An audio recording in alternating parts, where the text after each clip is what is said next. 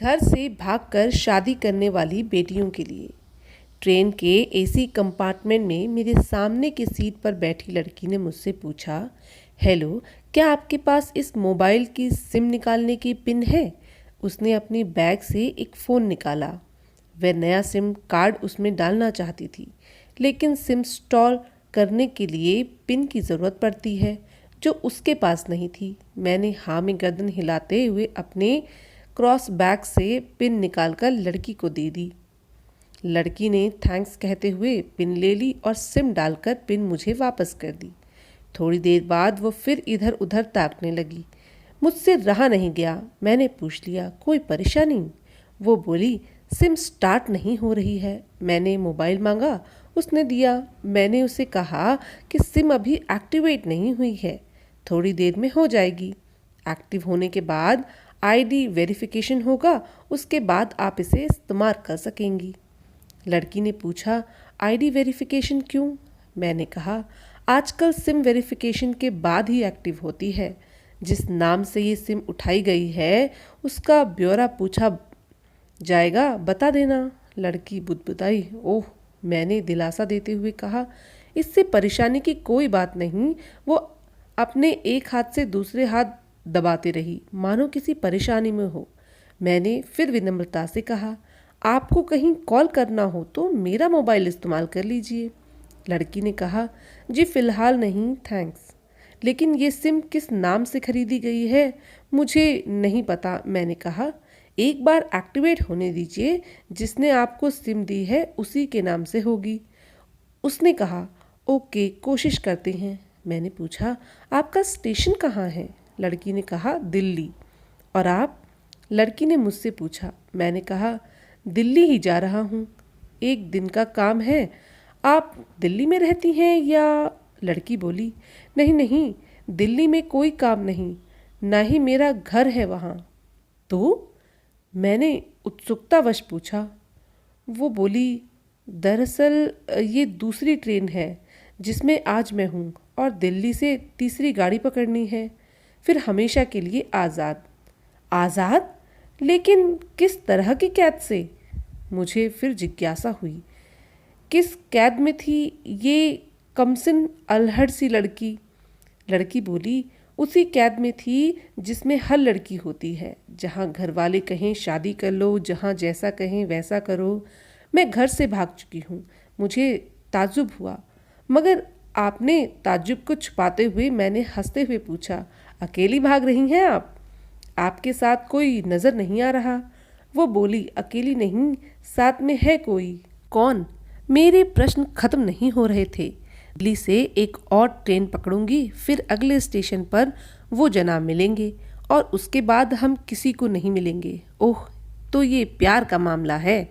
उसने कहा, जी। मैंने उसे बताया कि मैंने भी लव मैरिज की है। ये बात सुनकर वो खुश हुई, बोली, वाह, कैसे, कब? लव मैरिज की बात सुनकर वो मुझसे बात करने में रुचि लेने लगी। मैंने कहा, कब, कैसे, कहाँ, वो मैं बाद में बताऊंगा। पहले आप बताओ, आपके घर में कौन कौन है? उसने होशियारी बरतते हुए कहा, वो मैं आपको क्यों बताऊं? मेरे घर में कोई भी हो सकते हैं, मेरे पापा, माँ, भाई बहन, या हो सकता है भाई ना हो, सिर्फ बहनें हों, या ये भी हो सकता है कि बहनें ना हों और दो चार गुस्सा करने वाले बड़े भाई हों। मतलब मैं आपका नाम भी नहीं पूछ सकता।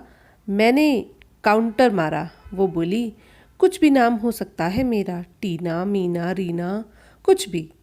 बहुत बातूनी लड़की थी वो। थोड़ी इधर उधर की बातें करने के बाद उसने मुझे टॉफ़ी दी, जैसे छोटे बच्चे देते हैं क्लास में। बोली, आज मेरा बर्थडे है।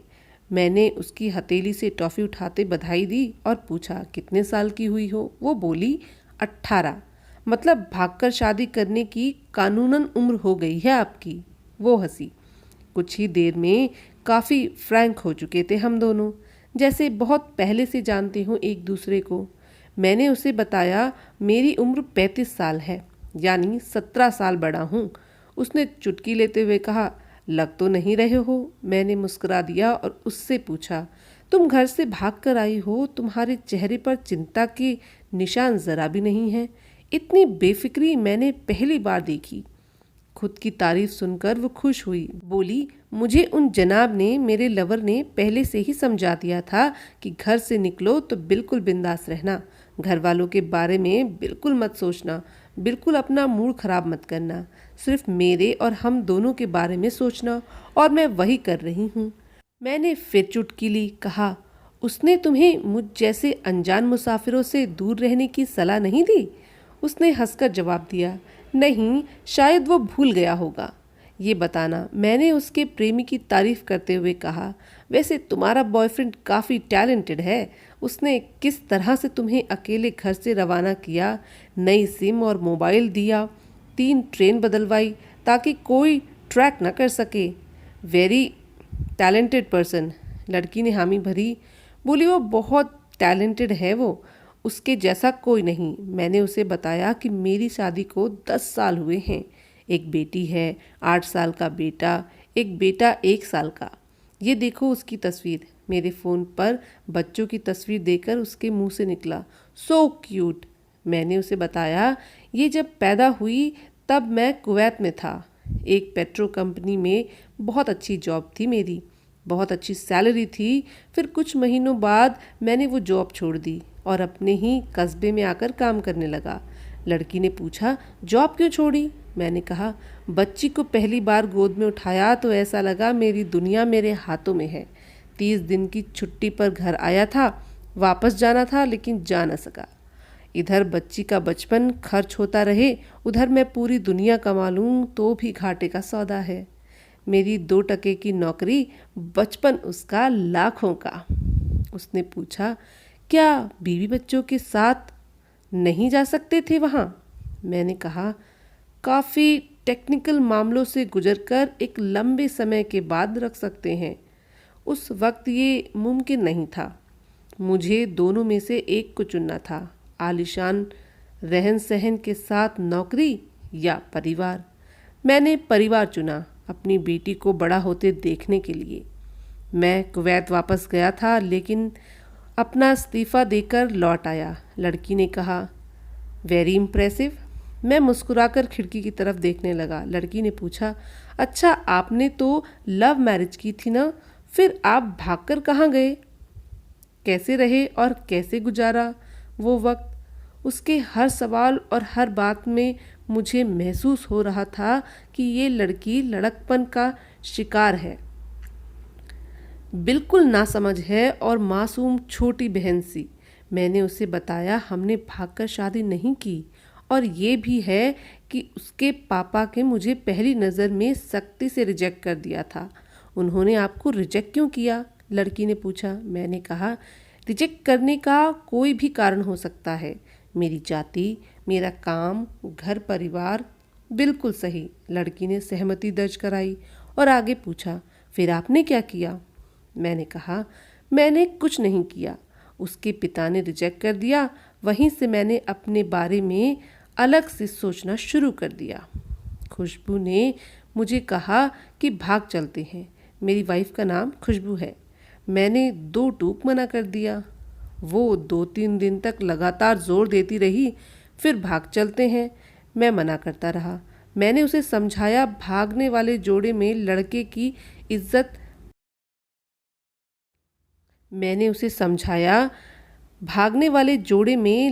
इज्जत पर कोई खास फर्क नहीं पड़ता, जबकि लड़की पूरे कुल की इज्जत धुल जाती है। भागने वाला लड़का उसके दोस्तों में हीरो माना जाता है, लेकिन इसके विपरीत जो लड़की प्रेमी संग भाग रही होती है वो उल्टा कहलाती है। मोहल्ले के लड़के उसे चालू कहते हैं। बुराइयों के तमाम शब्दकोश लड़की के लिए इस्तेमाल किए जाते हैं। भागने वाली लड़की आगे चलकर 60 साल की वृद्धा भी हो जाएगी, तब भी जवानी में किए गए उस कांड का कलंक उसके माथे से नहीं मिटता। मैं मानता हूँ कि वो लड़का लड़की को तौलने का ये दोहरा मापदंड गलत है, लेकिन हमारे समाज में तो यही है। ये नज़रिया गलत है, मगर सामाजिक नज़रिया यही है। वो अपने नीचे का होठ दांतों तले पीसने लगी। उसने पानी की बोतल का ढक्कन खोलकर एक घूंट पिया। मैंने कहा, अगर मैं उस दिन उसे भगा ले जाता तो उसकी माँ तो शायद कई दिनों तक पानी भी न पीती, इसलिए मेरी हिम्मत न हुई ऐसा काम करूं। मैं जिससे प्रेम करूं उसके माँ बाप मेरे माँ बाप के समान ही हैं, चाहे शादी ना हो तो ना हो। कुछ पल के लिए वो सोच में पड़ गई, लेकिन फिर मेरे बारे में और अधिक जानना चाहती थी। उसने पूछा, फिर आपकी शादी कैसे हुई? मैंने बताया कि खुशबू की सगाई कहीं और कर दी गई थी। धीरे धीरे सब कुछ नॉर्मल होने लगा था। खुशबू और उसके मंगेतर की बातें भी होने लगी थी फ़ोन पर। लेकिन जैसे जैसे शादी नज़दीक आने लगी, उन लोगों की डिमांड बढ़ने लगी। डिमांड मतलब? लड़की ने पूछा। डिमांड का एक ही मतलब होता है, दहेज की डिमांड। परिवार में सबको सोने से बने तोहफे दो, दूल्हे को लग्जरी कार चाहिए, सास और ननद को नेकलेस दो, वगैरह वगैरह। बोले हमारे यहाँ रीत है। लड़का भी इस रीत की अदगाई का पक्षधर था। वो सगाई मैंने तोड़वा डाली, इसीलिए नहीं कि मेरी शादी उससे हो जाए, बल्कि ऐसे लालची लोगों में खुशबू कभी खुश नहीं रह सकती थी, न उसका परिवार।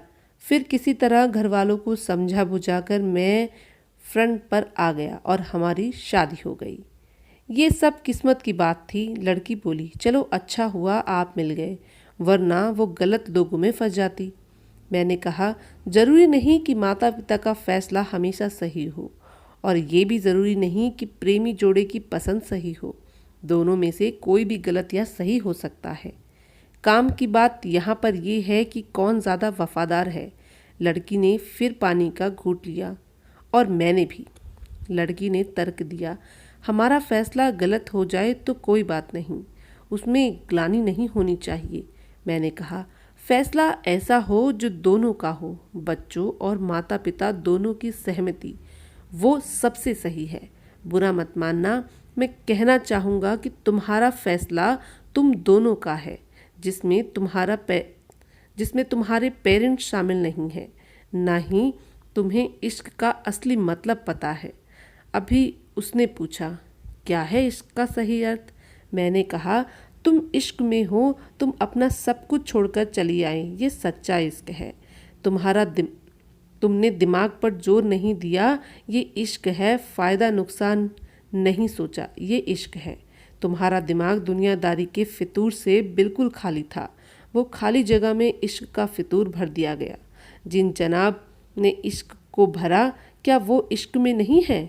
यानी तुम जिसके साथ जा रही हो वो इश्क में नहीं, बल्कि होशियारी, हीरोगिरी में है।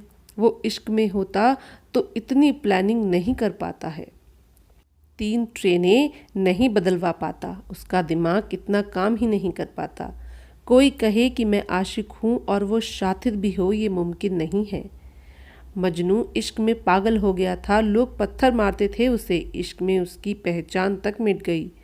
उसे दुनिया मजनू के नाम से जानती है, जबकि उसका असली नाम कैंस था, जो नहीं इस्तेमाल किया जाता। वो शातिर होता तो कैस से मजनू न बन पाता। फरहाद ने शीरी के लिए पहाड़ों को खोदकर नहर निकाल डाली थी, और उसी नहर में उसका लहू बहा था। वो इश्क था। इश्क में कोई फ़कीर हो गया, कोई जोगी हो गया। किसी मांझी ने पहाड़ तोड़कर रास्ता निकाल लिया। किसी ने अतिरिक्त दिमाग नहीं लगाया, चालाकी नहीं की। चालाक हवस और हासिल करने का नाम है, इश्क नहीं है।